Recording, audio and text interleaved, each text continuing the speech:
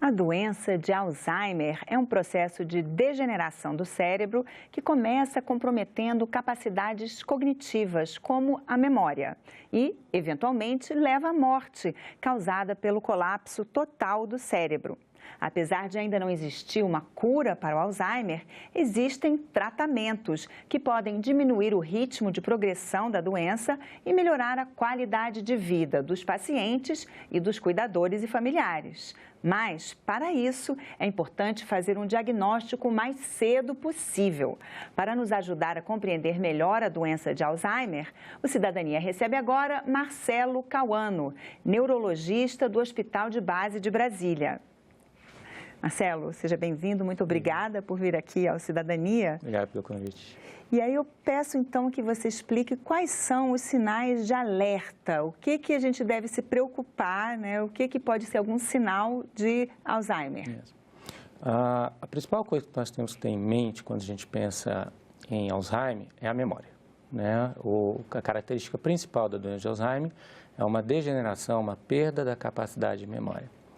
A gente sabe que a memória ao longo da vida é normal, a gente perder um pouquinho de poder dela, como qualquer outro órgão, coração, músculos, também tem um decaimento. Então, a gente tem que saber separar o que é um decaimento de uma memória normal, conveniente à idade que a pessoa apresenta, e quando é uma memória patológica, né? Está perdendo patologicamente essa memória. Nas fases iniciais é muito difícil, de maneira geral, você separar uma coisa da outra. Então, mesmo que alguns sinais apareçam e que a família julgue que é coisa da idade, é uma coisa que, viu na minha avó, viu não sei o que lá, é sempre importante procurar um profissional adequado, né, capacitado para essa avaliação, para fazer essa diferenciação. Os itens mais comuns que as famílias, né, filhos, enfim, companheiras podem perceber são: se a pessoa cozinha, deixa a panela no fogo queimar, receitas que há anos fazem e sempre saem bem, começam a sair erradas, não saem mais com aquele gosto, tem alguma coisa diferente, torneiras ligadas, portas abertas, né? Não fecham mais as portas, não desligam torneiras, né? Começa a deixar objetos pelos cantos da casa, em lugares muitas vezes que não eram costumais e toda hora está perguntando onde está, né? E uma característica principal é se essas queixas de memória estão levando a um comprometimento das suas atividades cotidianas. Então, um senhor que, por exemplo, sempre pagou suas contas em dias, nunca atrasou, né, nunca pagou 2 vezes, de repente começa a deixar de pagar essas contas, esquece que pagou 2 vezes, né? Compromissos importantes, né? Idas ao médico, uso da sua medicação, sempre tomou sua medicação, qualquer que seja ela, de maneira adequada, começa a esquecer de tomar seus comprimidos, né? Esquecer dia da semana, horas. E, principalmente, uma coisa bem sensível é quando começam-se perguntas ou histórias repetitivas. Então, acabou de contar a história, passa 10 minutos, vem contar de novo a história como se nunca tivesse contado aquela história. Ou, se pergunta alguma coisa, daqui a pouco, como é que é aquilo, o que está acontecendo, né? O que aconteceu. Então, esses são sinais, não necessariamente da doença de Alzheimer, mas são sinais de alerta que você deve procurar um profissional para tentar diferenciar. Isso é uma dificuldade pela doença de Alzheimer, por dificuldade de outra patologia que também possa estar afetando a memória, ou não, é um esquecimento compatível com a idade. Agora, essa questão da idade também, que muitas vezes as pessoas acham que realmente que é normal da idade, né? Antes ele falava, né, que o velho começava a caducar, ficava gaga, esclerosado, mas então não é uma coisa normal da velhice, né? Tem que ficar alerta mesmo que é uma doença mesmo. Tem. Hoje as pesquisas já mostram que se a ciência nos conseguir levar 150 anos, o seu cérebro tem que estar dando conta de lembrar de suas atividades cotidianas normalmente. O que às vezes as pessoas confundem é que essa lembrança ela é mais devagar às vezes, como a aquisição dessa informação é mais devagar. Então, por exemplo, a pessoa com seus 70, 80 anos está marcando um compromisso, como nós falamos até agora, com um neto ou até um filho. Pela nossa vida agitada, as pessoas são muito rápidas, em tal lugar. para ele adquirir essa informação, muitas vezes, não dá para ser rápido assim. Tem que se parar e olhar e falar com calma para a pessoa, né? Então, muitas vezes, essas agitações, a rapidez, falar telefones rápido, fala tudo muito rápido, dificulta. Numa mesa onde as famílias estão conversando, um fala muito rápido, outro fala outro, eles vão ter um pouco mais de dificuldade. Isso então, é dentro do natural, do esperado. natural.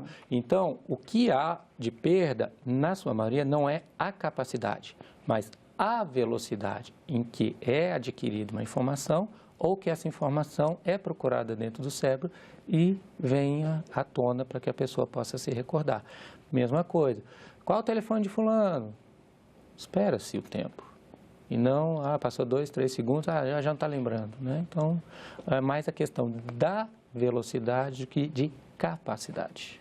Agora, o Alzheimer é um tipo de demência, Isso. Né? E esses sinais, essa própria perda da memória, pode ser um sinal de outros tipos de demência, né? Mais uma razão que é importante mesmo ir ao médico para identificar.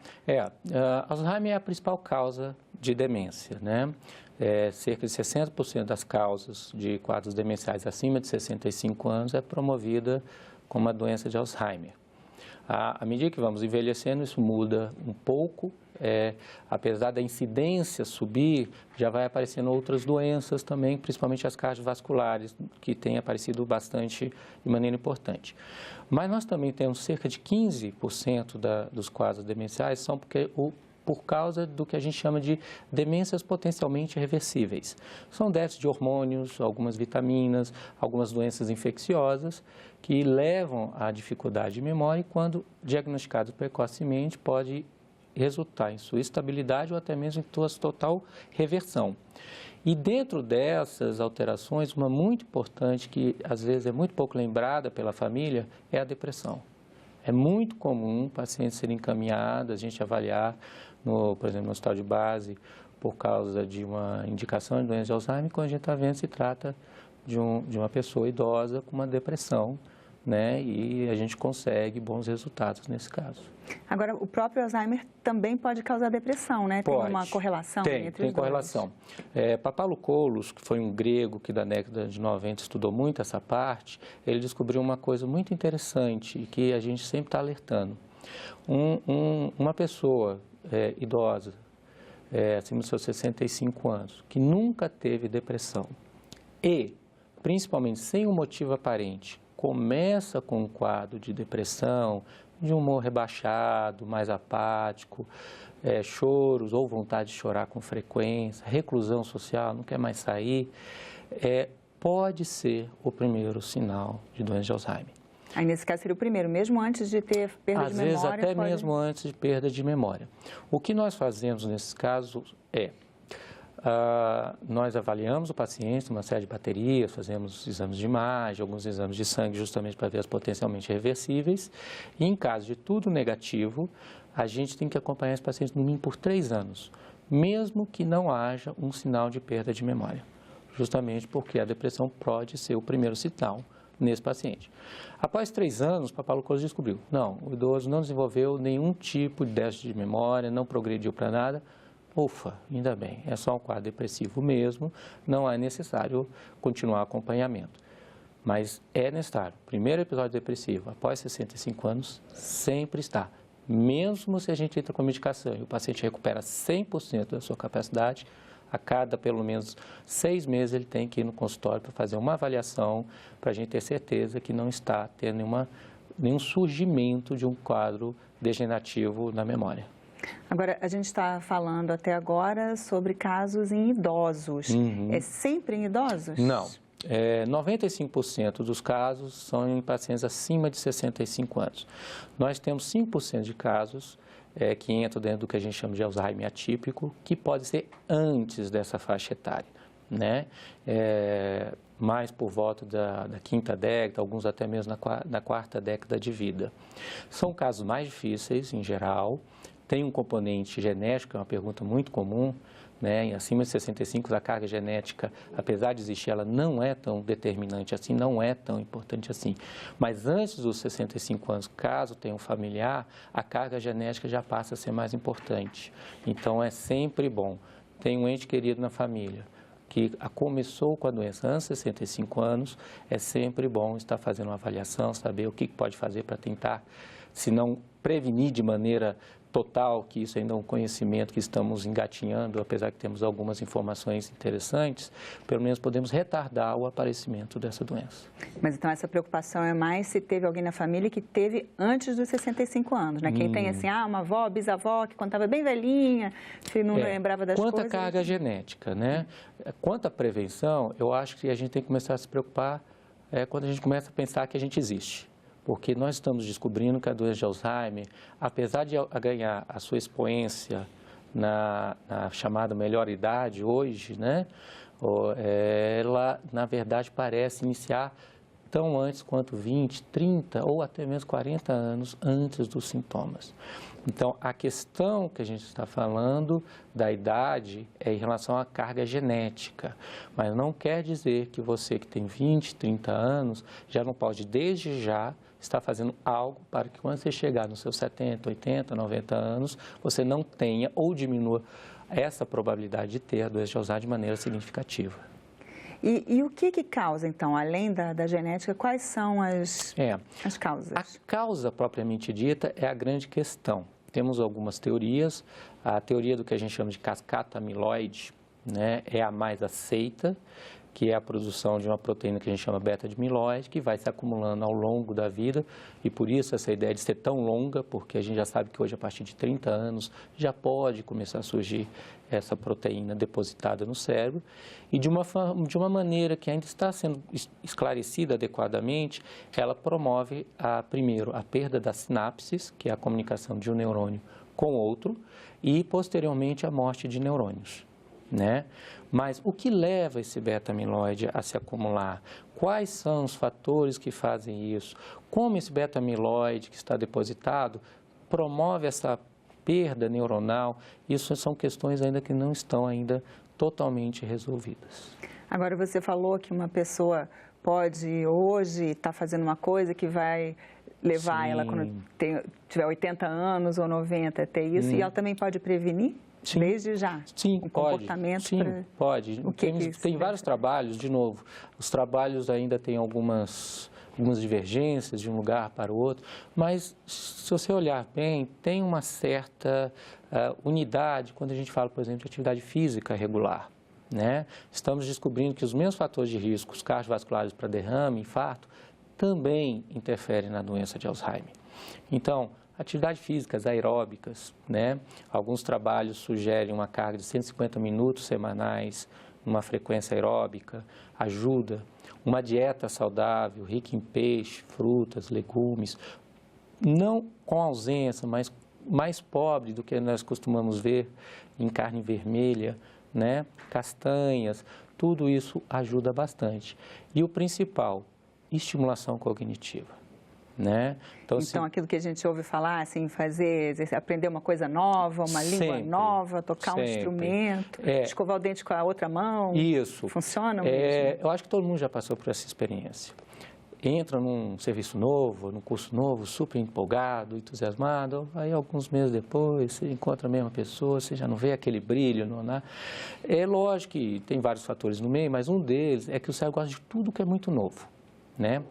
Os neurônios, a grosso modo, eles não se reproduzem mais. Nós nascemos com os neurônios que vamos viver a vida toda, com algumas raras exceções no cérebro, em quantidade bem menor do que gostaríamos que acontecesse, se reproduz, mas o fato é que o que realmente interessa para a gente ter uma vida mental, cognitiva saudável, quando estivermos na nossa terceira idade, eles não se reproduzem. Mas as sinapses que fazem essa comunicação, elas crescem o tempo todo. A gente pode ter 100 anos. De novo, é questão de velocidade e tal, mas ela sempre aparece, se você fazer a estimulação adequada.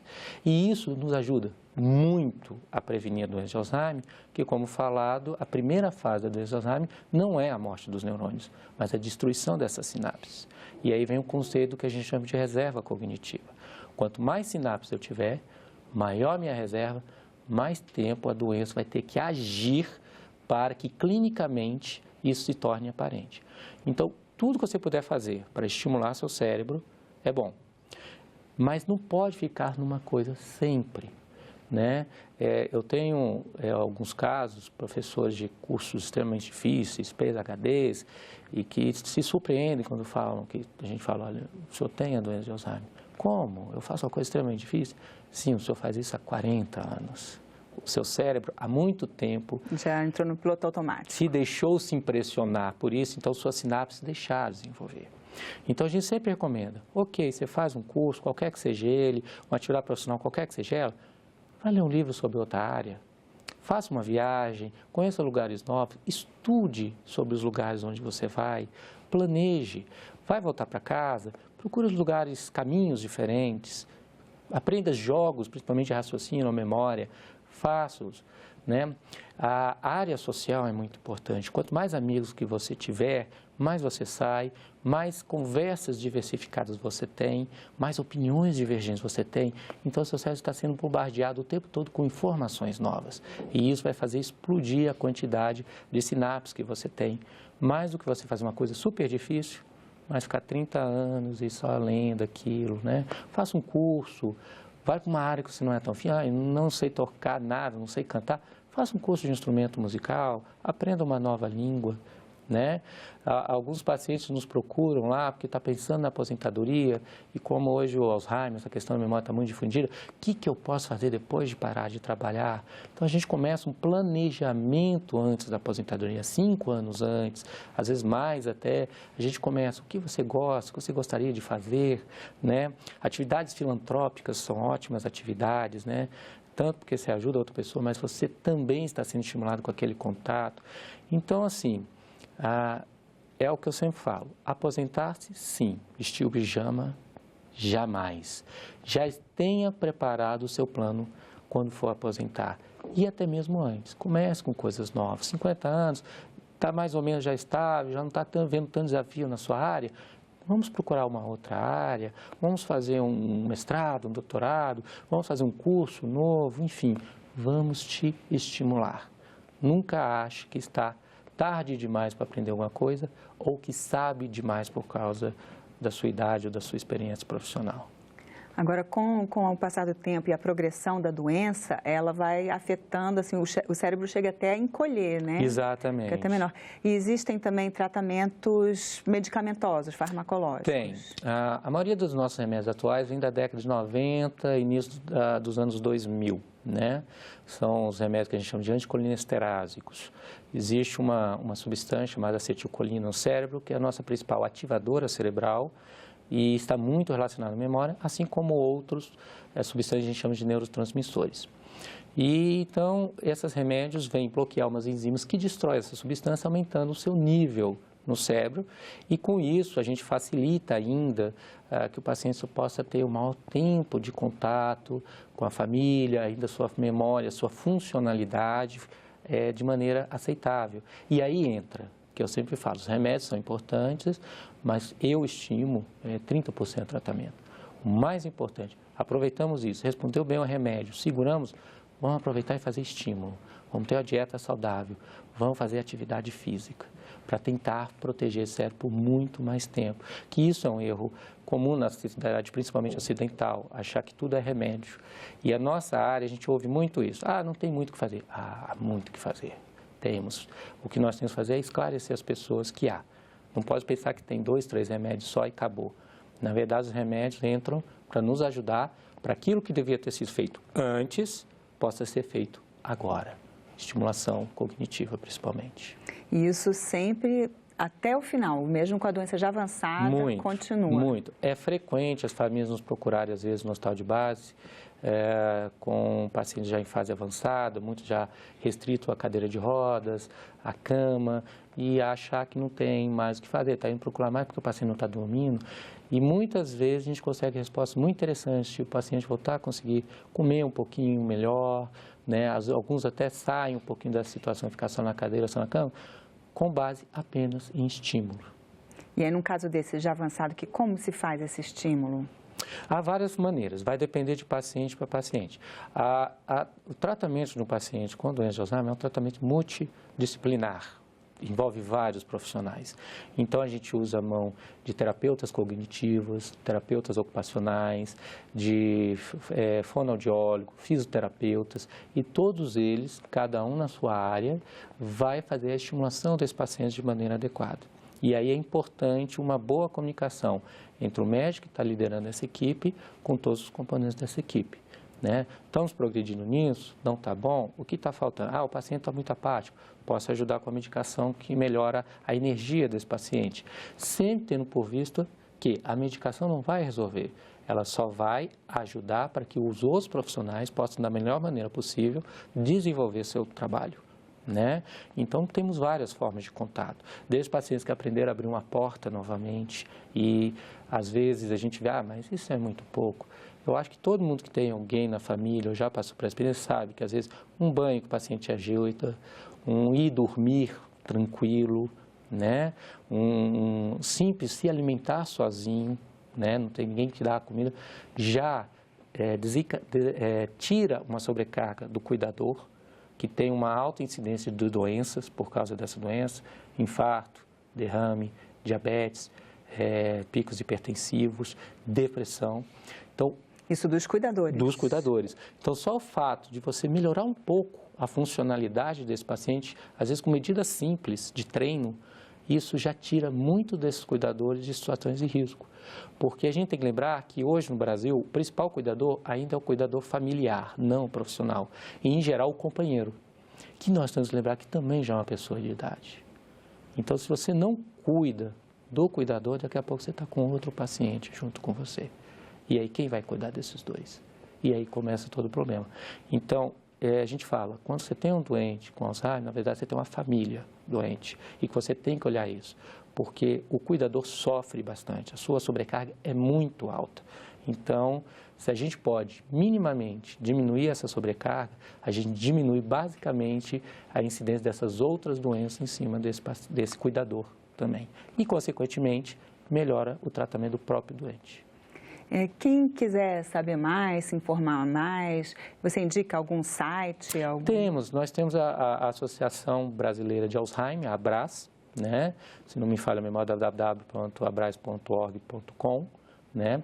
Temos também na figura do Dr. Otávio, que é um geriatra muito bom aqui em Brasília, que está aí ajudando nisso, na condução dessa sociedade aqui em Brasília. Né? Já temos um capítulo que faz reuniões semanais, inclusive.